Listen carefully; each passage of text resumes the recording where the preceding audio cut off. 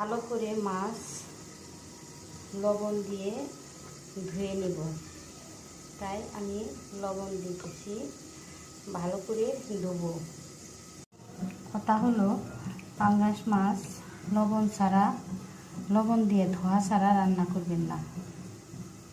আমি মাখিয়ে নিব, সঙ্গে একটু আদা বাটা দিয়ে দিলাম, তারপরে দিলাম একটু রসুন। সবগুলা দিয়ে আমি এখন মাখবো। আমার মাখা শেষ, এখন আমি ভাজবো। এখানে তেল দিয়ে দিলাম, তেলটা গরম হইতে থাক। তারপরে মাছ ছেড়ে দিতেছি।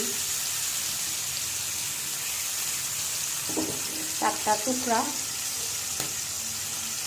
2 টুকরারে 4 টুকরা করেছি মাছ। কড়াই ভাজা হয়ে গেছে, এক পিঠ আর এক পিঠ উল্টিয়ে দিব।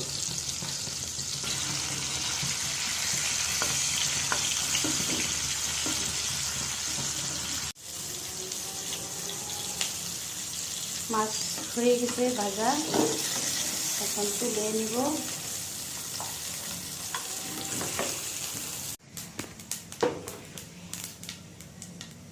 পেঁয়াজ দিয়ে দিলাম,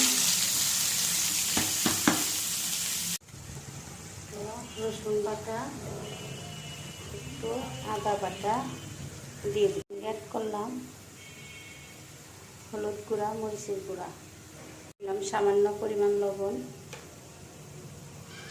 পানি। সেখানে একটু ঢেকে দিলাম বলক আসা পর্যন্ত। মাছগুলো এখন ছেড়ে দিতেছি।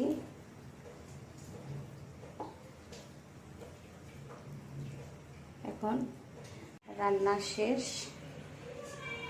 আমার মতো করে এভাবে করে রান্না করে খাবেন পাঙ্গাস মাছ।